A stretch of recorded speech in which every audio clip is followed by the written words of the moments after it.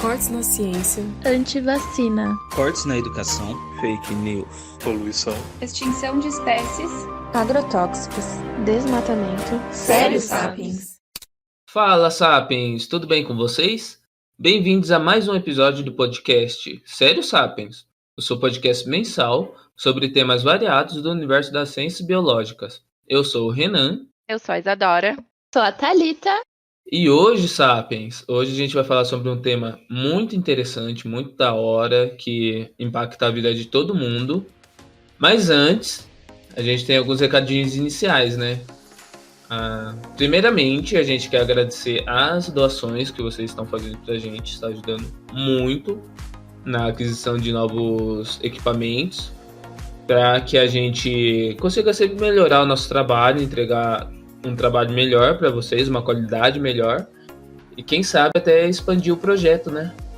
Então, fica aqui nosso agradecimento, e caso vocês possam, façam um Pix pra gente, um PicPay. É só entrar nas nossas redes sociais, @SérioSapiens, para todas as redes, procurar a gente lá, né? Seguir e dar uma olhada no nosso Instagram, que tem todas as instruções para fazer o depósito. Qualquer valor é super bem-vindo. E Sim. Eu ia pegar o gancho e falar para eles não esquecerem de avaliarem aqui o podcast no Spotify, dar 5 estrelinhas, né? Seguir nas redes sociais. E nós temos uma novidade para quem segue a gente lá nas nossas redes. Já deve ter visto o post que a gente fala que o nosso podcast vai começar. Na verdade, já começou, né, a ser reproduzido na Rádio Fiscar, né? Uhul! Quinzenalmente, então de 15 em 15 dias aos domingos e às 14h, nós teremos nossos episódios sendo reproduzidos lá na Rádio Fiscar. Então, quem puder dar uma força, escutar, compartilhar com os parentes, com a tia, com a avó, com a mãe, ajuda nós aí, hein, pessoal? E de novo a gente agradece, né, aos ouvintes, porque sem vocês, sem o apoio de vocês, a gente não conseguiria atingir novas pessoas, crescer o projeto, né? Então, obrigado. E esse rolê de 15 dias pode confundir, mas sigam a gente no Instagram, que é a nossa rede mais ativa, né? Que lá a gente dá um jeito de avisar vocês quando for rolar e tal, então aproveitem. E mostra pro pai, pra mãe, pro avô, pra todo mundo. Então, sem mais delongas, bora pro episódio? Bora!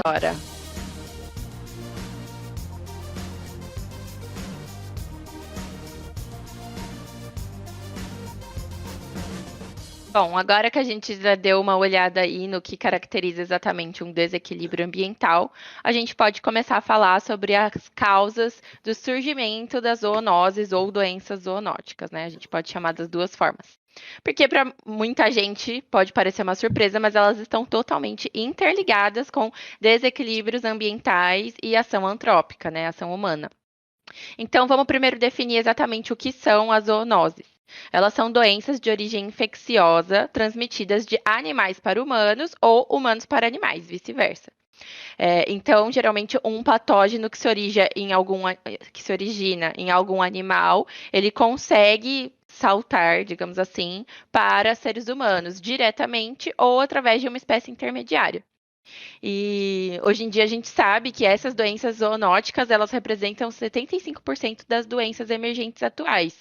Então, pandemia Covid-19 foi uma doença zoonótica, HIV, ebola, gripe, são exemplos famosos de doenças comuns e que surgiram através desse contato entre animais e seres humanos. Então, é importante a gente saber que a ação humana em si é um fator determinante nesses cenários, porque como essas zoonoses são transmitidas através do contato entre animais e seres humanos, então o fato da gente estar destruindo o meio ambiente ou explorando o meio ambiente de várias formas está aumentando o nosso contato com os animais de uma maneira não muito boa. Então, essas transmissões podem ser feitas por mordidas e arranhões, por contaminação de água e comida, então não precisa ser assim de forma direta, contato com fezes, com carcaça de animais, ou até através do abate de certos animais. e degradação ambiental, como eu já havia falado, né? Vamos pensar aqui, né, na relação que a gente que mora na cidade tem com o meio ambiente, que eu falei mais cedo. Pensa que, sei lá, construíram uma estrada nova, sem se preocupar com o ambiente em volta. Ali já pode aumentar o contato com essas espécies, por exemplo, risco de atropelamento, né? E pode ser o início de uma, assim, não vou falar de uma pandemia, né? Porque aí também poderia ser um exagero, mas poderia ser o início de problemas para quem passa por ali, para quem mora nos arredores, pode gerar todo um distúrbio, né? Sim. Tem evidências, né, de que o vírus da HIV, que foi transmitido através de macacos, foi em alguma região onde uma população vivia muito próxima a uma população de macacos, acho que chimpanzés. Uhum. E as pessoas tinham muito contato com esses animais indiretamente. Então, assim, encontrar um animal morto, dividir fonte de água com esses animais. Então, o mesmo lugar Sim. onde os animais bebiam água ou defecavam eram locais onde a população utilizava. Então, isso é bem propício para esse vírus conseguir passar dos animais para os seres humanos, né? Uhum. Então, a degradação ambiental, ela é um fator muito importante que favorece a emergência de vírus desconhecidos e que pode vir a desencadear novas pandemias ou surtos, porque a partir da degradação ambiental aumenta a proximidade entre seres humanos e animais silvestres e esse contato entre eles. Então, a gente chama de spillover, é quando um vírus ele consegue transbordar de espécies silvestres para os seres humanos, né? Uhum. Então, historicamente, existiram vários momentos na história em que isso aconteceu, que foi o caso de propagação de doenças relacionadas à exploração ambiental. Então, existe um pesquisador, o Marcos Barros, que ele é ex-presidente do INPA, e ele é médico e professor de infectologia, e ele basicamente passou a vida estudando essa questão. E em uma entrevista dele para a FAPESP, ele fala sobre várias situações históricas em que esse tipo de coisa aconteceu. Então, os surtos de malária na Amazônia teve relação com o avanço do garimpo do ouro e grandes projetos de infraestrutura na Amazônia na mesma época. A doença de Chagas foi relacionada com a produção de açaí e araçá naquela região na mesma época. Então, é muito comum que quando humanos mexem muito em determinada área ambiental, é provável que vá começar a ter contato com alguns patógenos que podem vir a se tornar um problema. Uhum. Nossa, eu lembrei agora do episódio antigo que a gente fez de pandemias. Foi o nosso segundo episódio, logo no comecinho do podcast, né? Faz tempo. Sim. Depois do piloto, né? Que a gente falou sobre pandemias e endemias e tal, e eu lembro que a gente pesquisou bastante sobre a febre amarela. E ela é um caso de desequilíbrio, né? Que assim, a partir do momento que a gente começa a ter um avanço, um aumento no número de mosquitos, né? O Aedes aegypti, que é ocasionado pela falta em partes pela falta do predador dele, né? Sim. A gente pode colocar aqui, por exemplo, o sapo, que é um anfíbio, e anfíbios são muito sensíveis a mudanças no ambiente. Sim. Então, se degradou, sumiu com o sapo, explode o número de mosquitos. E mosquitos são alguns desses vetores da doença. Isso é uma das causas também, que é essa redução de biodiversidade que a degradação causa, né? Uhum. Porque a partir da degradação ambiental, algumas espécies começam a ficar sem predadores naturais. E aí elas se reproduzem de forma descontrolada. E aí, esse aumento populacional, ele pode se tornar um reservatório de vírus. Então, aí no seu caso, você citou um exemplo que utiliza um vetor, né, um intermediário, mas algumas doenças também acontecem de forma direta. Pensando na degradação, tipo, degradação nada mais é que você tirar o habitat do bicho, né? Ou alterar de alguma forma, né? E ele vai acabar procurando outro habitat, um outro lugar para viver. E a cidade pode acabar sendo um desses habitats. Então, vira e mexe, a gente vê casos de urso invadindo cidade para revirar lixo, até onças, né? Então, assim, como eles estavam em ambiente... Aonde vamos parar? Pois é. Como eles estavam em ambiente natural, eles vão trazer tudo que eles tinham lá. E hoje mesmo estava tendo uma aula que a professora estava falando que a quantidade de parasita que um animal silvestre tem, a gente não tem Sim. noção daquilo, sabe? Coisa de colocar assim, no formol, ou colocar o bicho morto, assim, sabe? E sair tanto assim que parece aqueles filmes de ET Ai, que bizarro, horror, mas é assim, sabe? verdade. Então, É demais mesmo. é. E eles faz parte, né, do ciclo natural deles estar em contato com esses micro-organismos, mas para nós nem sempre, né?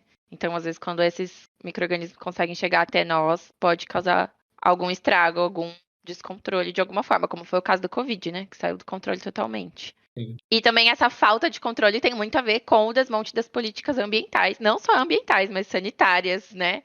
Aqui no Brasil, principalmente. Uhum. Porque o desmatamento é um grandíssimo fator para a propagação de doenças, e o fato de a gente não ter nenhum acompanhamento, nenhum diagnóstico de infecções, nenhum acompanhamento de circulação de novos vírus e nem mal de antigos, isso deixa aí uma lacuna de informações e exatamente causa essa questão de descontrole. Quando você for ver, o negócio já saiu do controle e não tem estudo sobre, tipo, na pandemia a gente pode ver isso claramente, né? De tipo, como a gente estava despreparado. A gente teve que importar tudo porque a gente não tinha nada aqui, a gente não sabia produzir nada, a gente não tinha insumo para produzir. O pouco que a gente conseguiu fazer foi desmantelado por fake news e política de destruição. Eu acho que o pouco, assim, um pouco entre aspas, que a gente tinha foi desmontado ao longo do tempo, né? Foi cortado verbas, foi um tiro no pé que o Brasil deu nos Sim, últimos anos. E pensando no mundo conectado que a gente tem hoje, foi uma sorte, entre aspas, entre várias aspas, uma sorte que a Covid começou na China, porque lá eles conseguiram pegar rápido sim. essa doença, sabe? É, Porque se fosse aqui no Brasil, no modo que a gente está atualmente, com pouca vigilância, poucos estudos sobre isso, imagina quanto tempo que levaria até descobrir e, tipo, é aquela coisa, né? Se estiver relacionado com, assim, aquela transmissão comunitária que fala, né? De pessoa para pessoa, que poderia passar para outros países, talvez a descoberta até que fosse rápida. Só que se fosse relacionado a algum inseto, algum animal brasileiro mesmo, e fosse uma doença que ficasse só aqui no Brasil, cara, poderia correr solto anos e anos que a gente sim, não ia saber. Os outros países não iam ajudar a sim. gente, sabe? A descobrir E isso.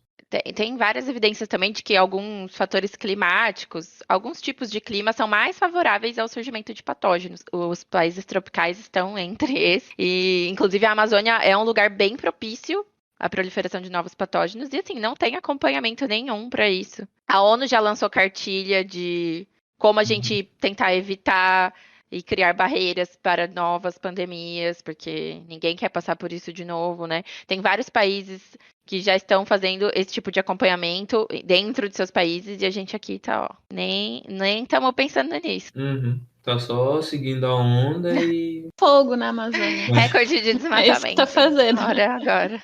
Exatamente. Risos de Crying. desespero.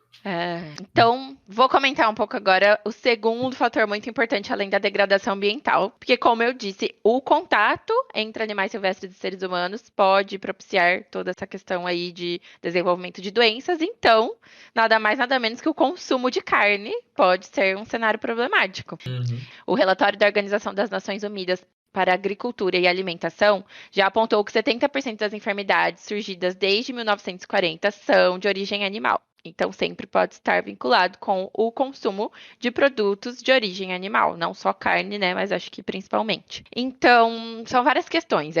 Para que essa carne ou esses produtos de origem animal cheguem até o consumidor, geralmente esses animais são confinados e transportados por muito tempo, eles são manipulados de diversas formas. Então, só a aglomeração e o confinamento desses animais por si só já é um reservatório de vírus. se você for ver. Porque eles podem estar em ambientes fechados e pouco iluminados. Isso por si só já é um ambiente propício para proliferação de micro-organismos. São muitos animais juntos, então isso facilita muito a transmissão de um animal para o outro. Esses animais, eles tomam muito antibiótico, eles são animais estressados porque eles estão em cativeiro, então eles acabam sendo muitas vezes imunossuprimidos e então eles estão mais vulneráveis a infecções. Até parece que você tá falando da gente. Eles são geneticamente parecidos uns com os outros, porque são criadouros, né? Não é ali uma população natural que foi crescendo de forma natural. Esses animais, eles são criados para isso. E, inclusive, às vezes são feitas linhagens artificialmente, né? Para selecionar alguma característica que seja mais vantajosa ao comércio dessa carne, então acaba que eles são geneticamente parecidos. Isso significa que eles respondem de forma semelhante quando eles estão infectados por alguma doença. Também acaba se tornando um reservatório de vírus, porque pensa, se uma população bem diversa, se a gente pega o mesmo vírus, cada pessoa vai responder de um jeito. Alguns vão morrer, alguns vão ter sintomas leves, alguns vão ser assintomáticos. Se todo mundo é muito parecido, então todo mundo vai ser afetado da mesma forma. Então, se for para morrer, vai morrer, tipo, todo mundo. Todo mundo vai estar infectado. E a gente vai comer essa carne depois e a gente pode vir a se infectar. Pode vir a acontecer essa transmissão do animal para o ser humano. Então, esse é um hábito que a gente precisaria começar a rever. Não só o consumo de carne, mas como a gente cria esses animais, né? Qual é a nossa relação com os criadouros de animais. E até tem um trabalho bem interessante que chama a Covid-19, a indústria da carne e outras doenças do capitalismo. E lá eles falam que a gente precisa questionar o papel do neoliberalismo no cultivo e na criação de doenças, porque o modo de vida contemporâneo e capitalista e a forma como a gente funciona, como o nosso sistema funciona, principalmente relacionado à alimentação, ele propicia o aparecimento de novas doenças. E isso é muito perigoso, né? Todo esse rolê de quantidade, né? Você pega um monte de bicho, cria junto, assim, dá hormônio para crescer rápido, não é uma linha de produção, né? Que você quer pular várias etapas para chegar no consumidor final, que é a gente. Só que nesse meio tempo, muitas vezes a segurança é deixada de lado em prol da velocidade. Então é isso que a gente precisa ficar muito atento, porque se a segurança ficar de lado, quem sofre é o consumidor final, no caso, a gente. Então, assim, Sim, de repente, um ciclo vicioso, né? a gente, as pessoas próximas, queridas, que vão acabar sofrendo com isso. Então, não é simplesmente, não é só, ai, tadinho do bicho, não sei o quê. Assim, tem essa parte que, porque são criados Tadinho também, mas... nessas condições bizarras, mas tem toda uma segurança com a gente também. Sim, é uma insegurança alimentar, se for ver, a gente... nosso sistema alimentar ser dessa forma. Ele visa, tipo, muito lucro, muita produção, né? De, tipo, vamos criar gado, custe o que custar, e acaba trazendo essa insegurança. E, inclusive, está totalmente vinculado à degradação ambiental, porque aqui no Brasil a gente sabe que a gente degrada o ambiente para fazer pasto para boi, para criar gado. Então, assim, tudo isso está vinculado. Só bem lembrado, vai seguindo a degradação já ajuda no surgimento de zoonoses. Criação dos animais nessas condições auxilia ainda mais. Então é aquela coisa, né? É a dupla explosiva para o desenvolvimento de zoonoses. Nesse caso, 1 mais 1 pode dar 5, 6, vai vir com certeza algum problema, né? E a ciência já vem falando, vai vir. Não é se vai vir, é quando vai vir. Então, assim, a gente tem que estar preparado para lidar, porque vai vir. E para começar a tentar evitar, né? Sim. Igual eu comentei, a ONU já fez cartilha, já tem um monte de país já investindo dinheiro em acompanhar isso. A gente precisa começar a pensar nisso também. Sem comentários.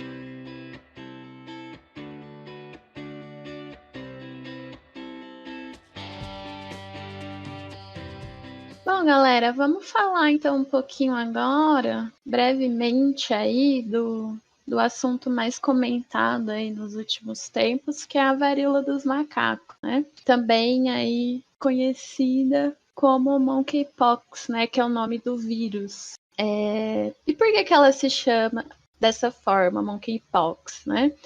Esse nome, ele se deu aí porque ela foi descoberta, né, em macacos de laboratório, num laboratório dinamarquês em 1958. Então percebam que não é um vírus, uma doença, uma zoonose recente, né?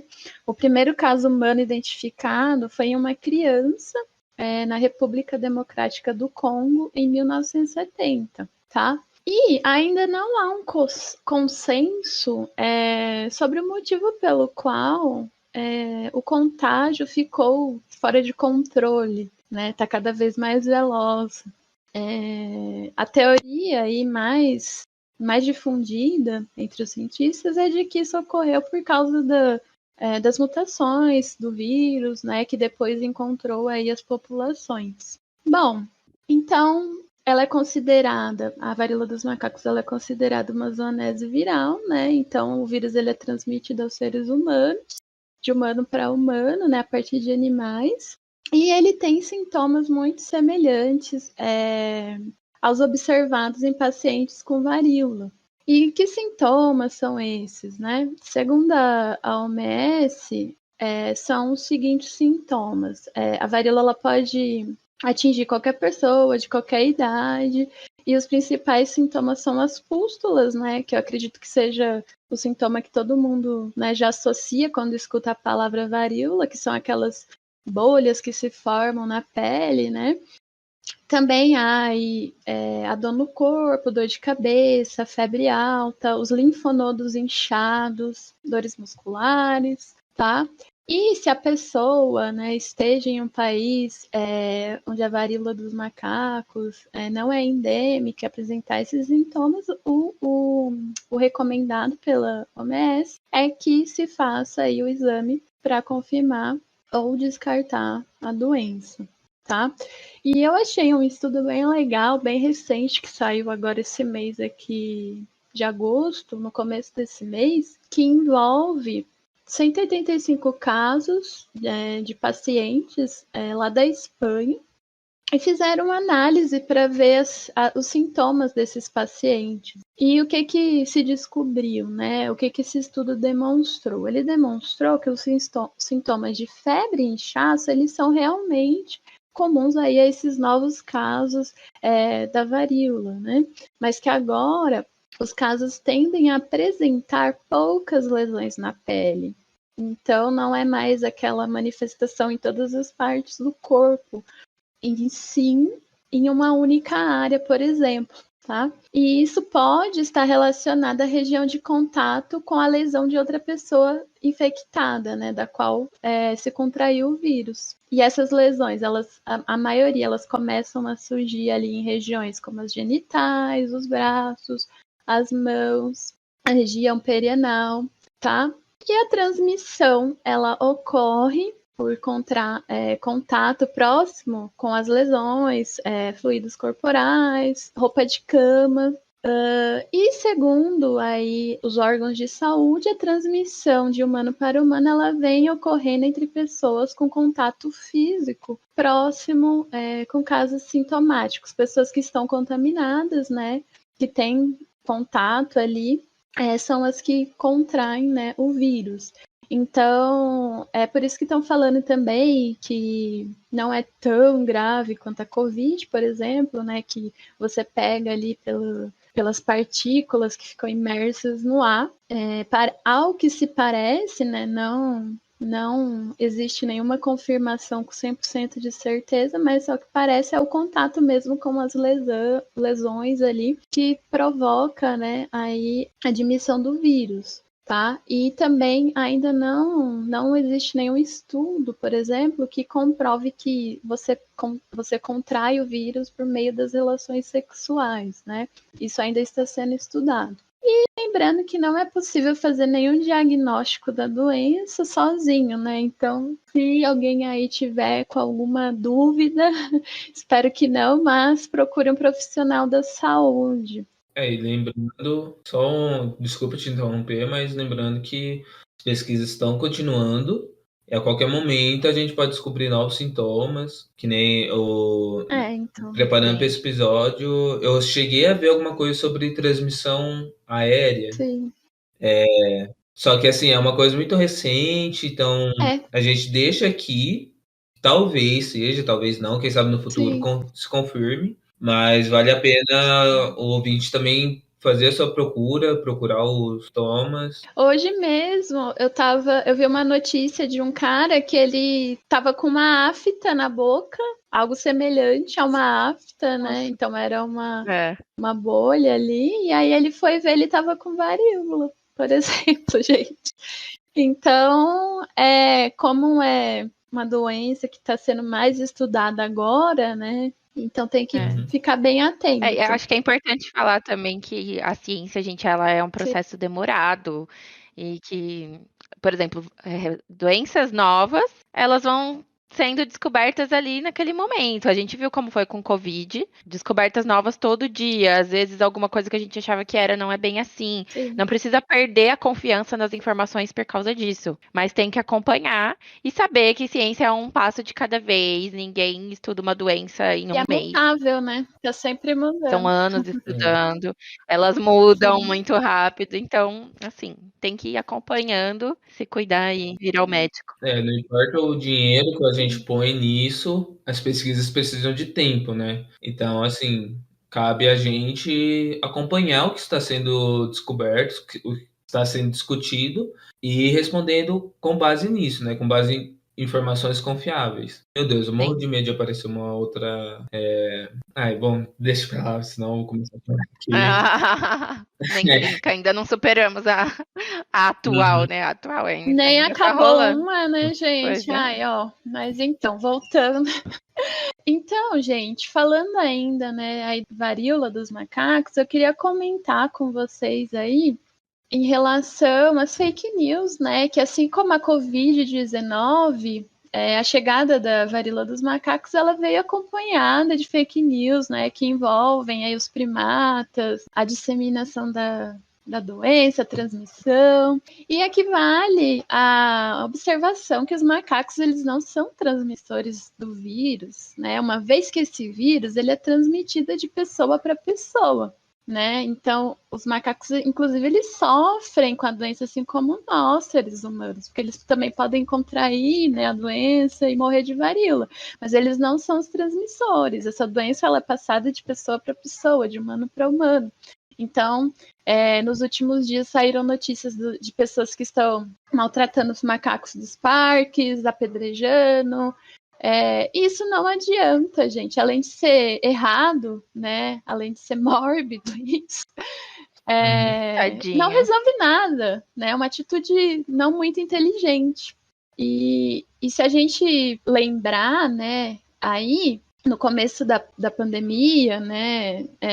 Lá no Peru, por exemplo, começaram a matar os morcegos, né? Porque a população acreditava que os animais estavam transmitindo a doença para as pessoas. Até mesmo aqui no Brasil, quando teve a epidemia de febre amarela, ali nos anos de 2019, 2017, começaram também a matar macacos envenenados, né? Ou por espancamento.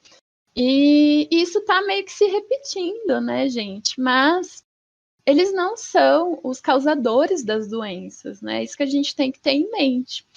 Os vírus, eles vão sofrer mutações, né? E a partir disso, eles vão passar a infectar os humanos, né? Mas matar os animais não é uma medida eficaz. Além de ser um crime aqui no Brasil. Crime você ficar matando animal. Então...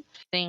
E se a gente parar para pensar, né, isso é até muito um ponto de vista antropocentrista, né, de que os animais eles transmitem as doenças para nós como se nós não pudéssemos fazer isso como eles também, né? Por exemplo, o vírus da herpes. Ele é um vírus humano, né? O vírus da herpes humano. E ele pode infectar macacos, por exemplo. Sim. Então... A gente fez até um post sobre isso.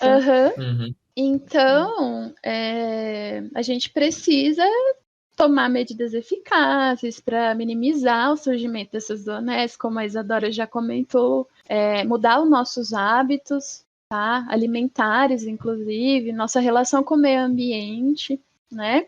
E principalmente, galera, em relação a onde nós buscamos informações. A gente ser crítico, né, com o que a gente escuta, né, com as nossas fontes de pesquisa, não sair aí acreditando em qualquer coisa que a gente recebe no Zap, que a gente vê na internet, né?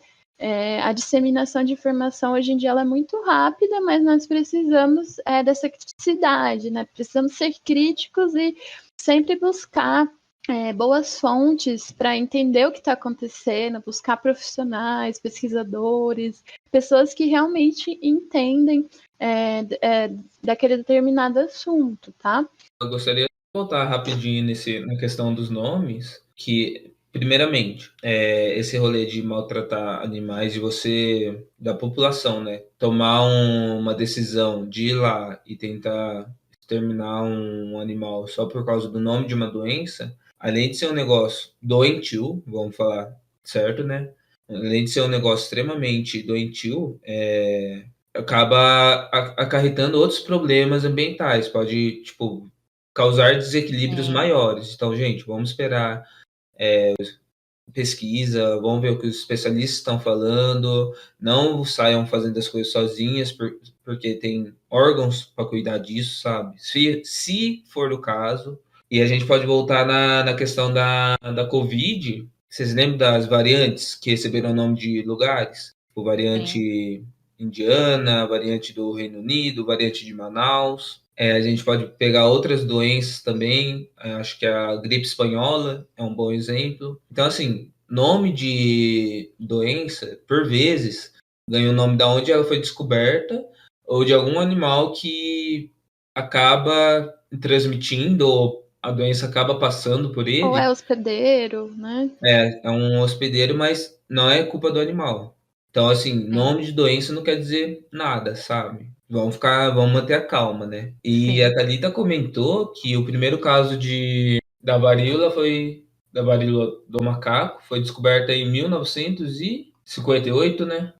Não lembro mais. 1958, no laboratório de Ele foi descoberto em 1958, mas em humanos ele foi identificado em 1970. Então, cheguei a ler alguns relatos que era uma doença endêmica da África, ali do norte da África, né? Mas a partir do momento que começou a espalhar para outros países, fora da África, que despertou essa preocupação, né? E aqui a gente pode começar a falar sobre um tipo, algo espinhoso para algumas pessoas, mas que a gente tem que falar porque é o que acontece, né? Que é sobre o racismo ambiental.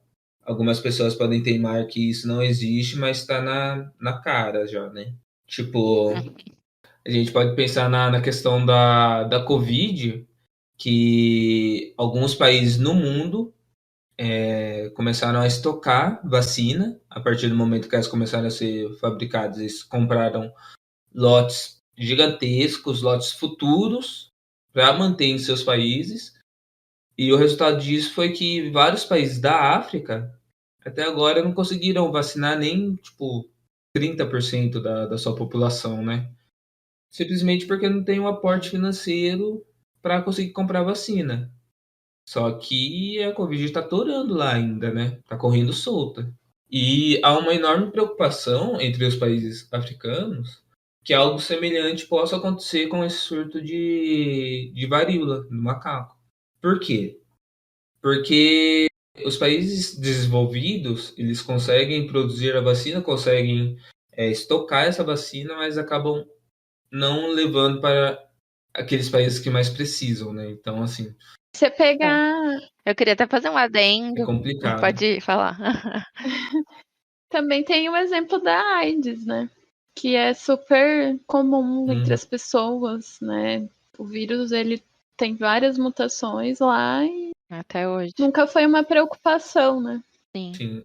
Só quando saiu da África que começou a... Tipo, se não me engano, ficou um bom tempo na África, confinado, entre aspas, na África. Quando espalhou para outros países da Europa e Estados Unidos, começou a ser uma preocupação, né? Eu ia falar que a gente nem precisa ir muito longe, né? Que essas questões de exploração, que inclui racismo ambiental, não acontece só de um país com outro país, acontece dentro também, né? Que aqui no Brasil, por exemplo, as comunidades indígenas e É ribeirinhas verdade. no norte, elas Uhum. ficaram abandonadas durante a pandemia de Covid-19, tipo, 100% abandonadas. E até agora também a vacinação não chegou lá com sucesso. Teve, assim, muita perda de comunidades indígenas, né? Porque eles foram bem vulneráveis ao vírus durante a pandemia. E é isso. Essa questão do racismo ambiental recai mais pesado sobre certas comunidades e não recebe visibilidade, não recebe importância. Eles não conseguem se recuperar dessa situação depois. E é a mesma coisa que acontece na África, né? Aconteceu aqui, se a gente for ver. A gente vê uma diferença de tratamento muito grande. Eu lembrei que eu ia falar.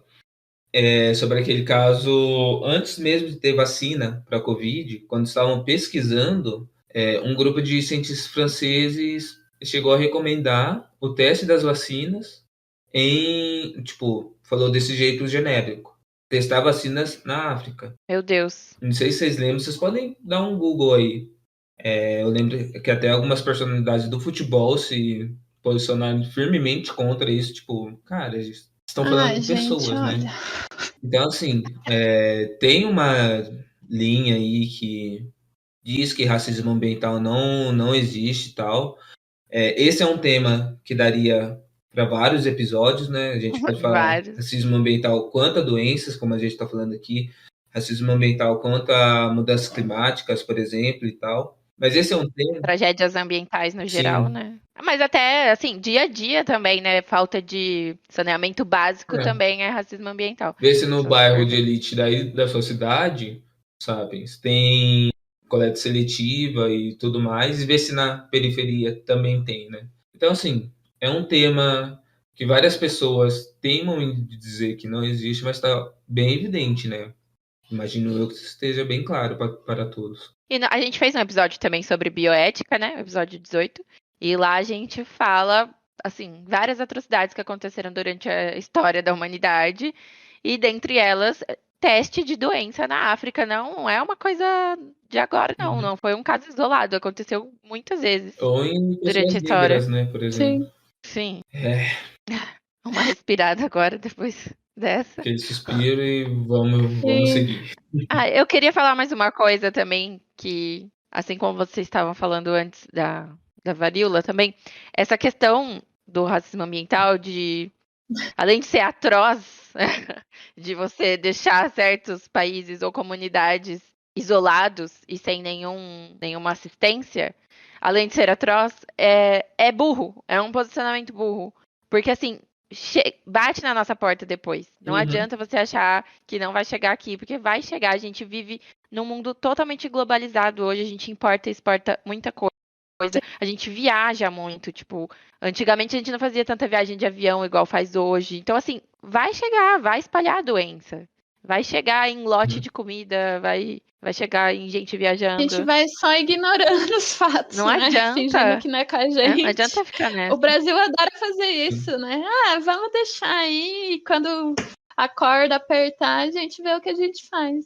O pior de tudo é que o rebote pode ser ainda pior, porque você deixa o vírus correr solto e é questão de evolução. Eu acho que até vale um episódio também para discutir isso. Que eventualmente aquele vírus vai ter mutações, vai acumular várias mutações e existe sempre a chance de escapar de remédios, de vacina e volta tudo a estaca zero, né?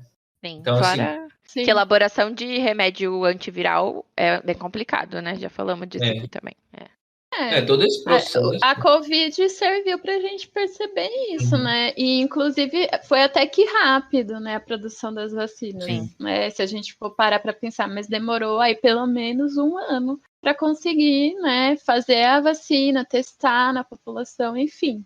Antes da Covid, o tempo estimado era de 5 anos para o desenvolvimento de uma vacina, né? A Covid foi um esforço gigantesco da humanidade para conseguir superar esse desafio. Sim. E aí a gente, só aqui no Brasil, a gente teve o quê? Mais de 800 mil mortes? Imagina se fosse o vírus mais letal. Eu acho que está em mais de 650 mil, né? Assim, Eu acho que tá mais de 800 já. Não, que assim, oficiais, agora... Enfim. É. Muita coisa. Mas pensa, se fosse Uhum. um vírus mais potente, né? Enfim. Pois é.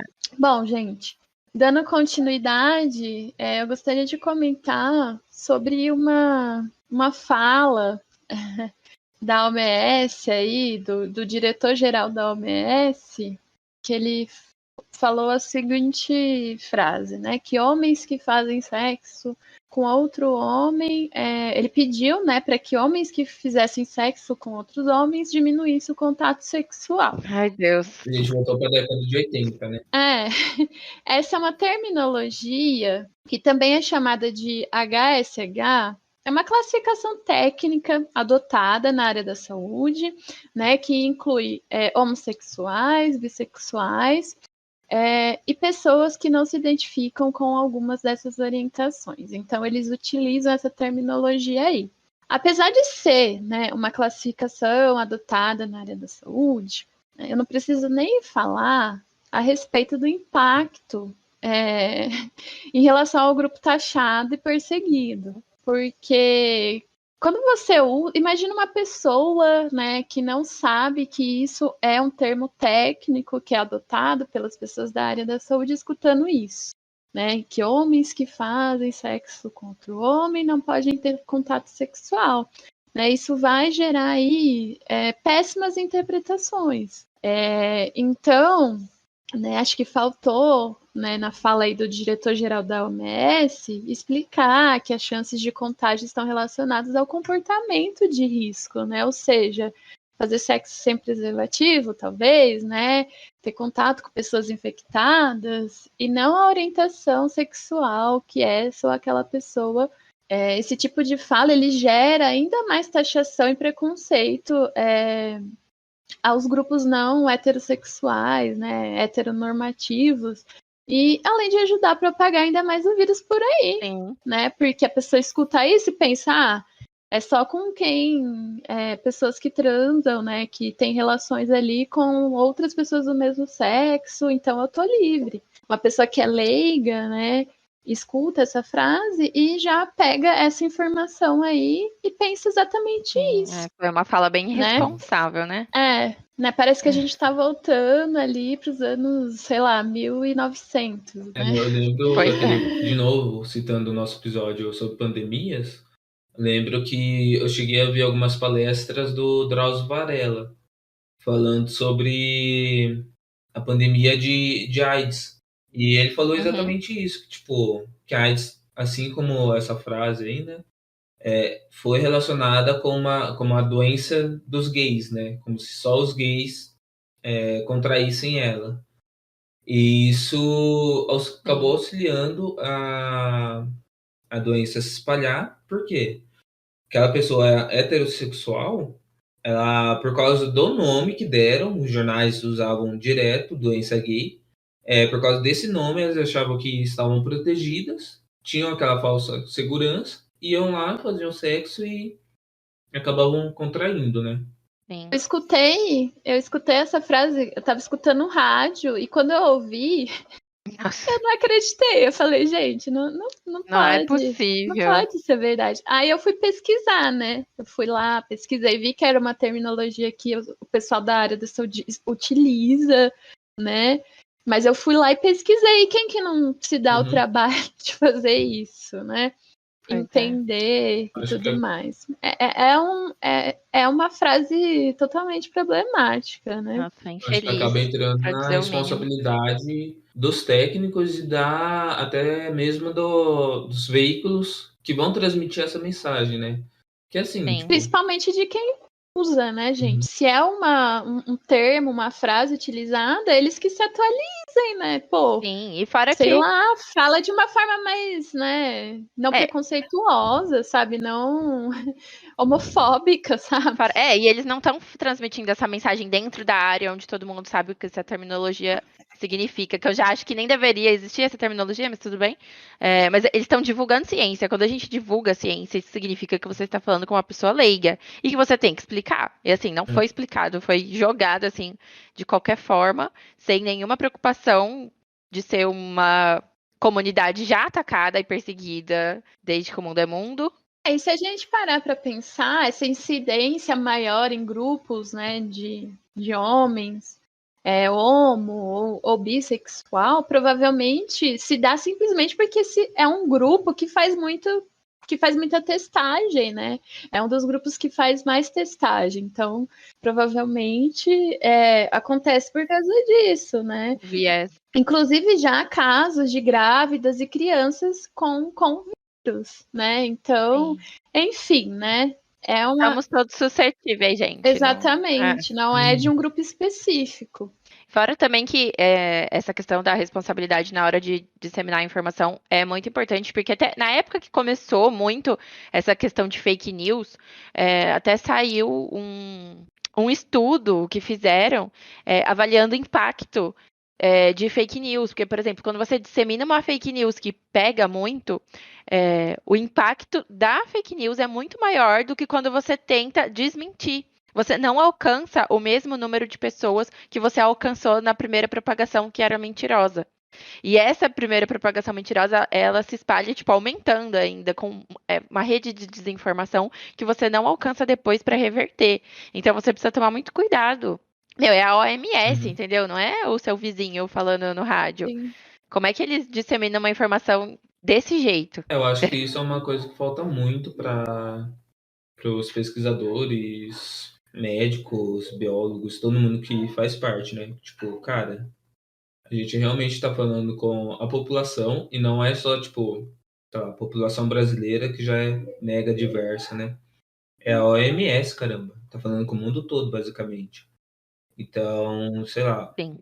falando do nosso lado como divulgador científico, como alguém que busca fazer essa ponte entre ciência, entre a academia e a população, a gente tem muito que melhorar também, né? Tipo, Temos muito que andar aí. Sim. E em relação às vacinas, né, galera? A doença, ela não tem uma vacina específica para variar, né? Mas as vacinas que foram desenvolvidas aí contra a varíola humana, né? Ela ajuda a proteger contra a varíola dos macacos. Mas ainda não existem dados sobre a eficácia dessas vacinas contra a varíola dos macacos, ou quantas doses aí podem ser necessárias. E a OMS, eu não sei, a gente tá falando OMS, não sei se a gente falou o significado da sigla, mas eu vou falar, que significa Organização Mundial da Saúde, né?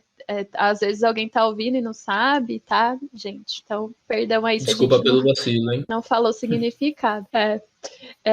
A OMS, ela recomenda vacinação direcionada para aqueles grupos que já foram expostos, tiveram contato ali com alguém que está com a doença, e para os grupos de risco, né? Os profissionais da área da saúde, profissionais de laboratório, aqueles com múltiplos parceiros sexuais, tá? E nesse momento, a OMS, ela não recomenda vacinação em massa contra a varíola dos macacos. Aqui a gente abre uns parênteses, né? Que provavelmente isso é porque não existe vacina suficiente para todo mundo, né? Então, por enquanto, aí, essa é a recomendação, né? E talvez você venha do futuro, no momento que já haja vacinas. Então, assim, a partir do momento que desenvolver uma vacina para a varíola do macaco, que recomendarem a vacinação em massa, eu estarei lá vacinando. Imagino que as meninas também estejam, né? Com certeza. Assim como foi com a Covid, assim como foi a vida toda, a gente se vacina porque isso realmente segura várias doenças. Salva vidas, né? Sim. Inclusive, se vacinem aí com a 4ª dose, né? A dose de reforço da Covid. Não deixem de... 5ª dose. Sim, gente, não fiquem com preguiça vai deixando de tomar. Tem que tomar todas. Atualmente a gente já está num cenário muito melhor da pandemia de Covid, mas continue se vacinando, continue se mantendo em dia com o esquema vacinal, porque a gente viu como que salva vidas, né? Então...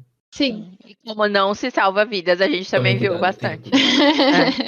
Infelizmente. Né? Infelizmente, à custa de muitas tragédias.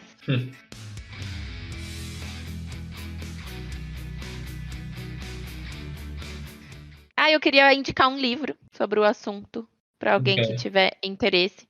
Saiu durante a pandemia, são de 2 cientistas especialistas em pandemias e epidemias de doenças respiratórias. Se chama Pandemia, Saúde Global e Escolhas Pessoais. Eu não sei pronunciar os nomes deles, tá? Mas eu vou tentar. É Vladimir Jimenez Alonso e Cíntia Schuch Paim.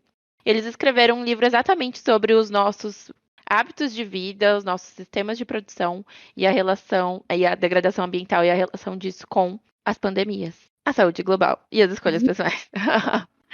Então é interessante para quem quiser aprender mais sobre esse assunto.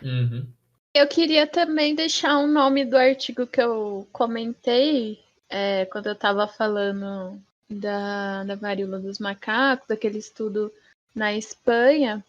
O nome do artigo é Monkeypox Outbreak in Spain, Clinical and Epidemiological Findings in a Prospective Cross-Sectional Study of 185 Cases. Ok. O primeiro autor é Alba Catalá.